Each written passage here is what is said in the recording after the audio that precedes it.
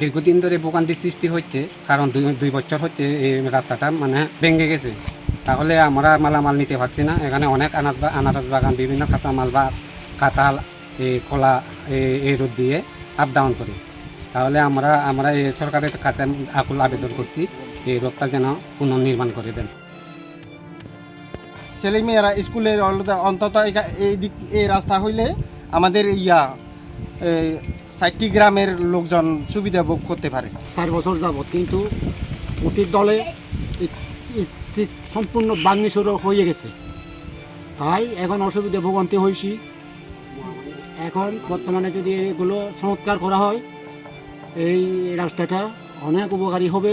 এই নাম হচ্ছে দশরপাড়া থেকে ওই রেখাছড়া মুখ পর্যন্ত এই রাস্তাগুলো হয়েছে, কিন্তু এটা ভেঙে গেছে।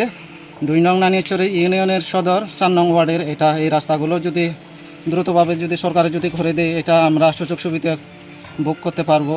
কাঁচামাল, ছাত্রছাত্রী, রোগী এগুলো মানে সুবিধা পাবে আর কি। গরিব মানুষ আছে, এগুলো কাঁচামালের ব্যবসা করে, তারপর রাস্তাটা যখন ভেঙে গেছে এখন আর নিতে পারতেছে না। এটা মানে যদি সরকার থেকে কিছু এখানে আমাদের অনুমোদন করে দেয় তাহলে আমাদের জন্য অনেক ভালো হতো। আর সব কিছু তো এই রাস্তা দিয়ে আপ ডাউন করি আমরা, এখনও তো হচ্ছে না, অনেক বছর যাচ্ছে তবুও হচ্ছে না। তবুও যদি আমাদেরকে যদি একটু গরিব মানুষদেরকে যদি একটু রাস্তাটা করে দেন তাহলে অনেক আমাদের সুবিধা হবে।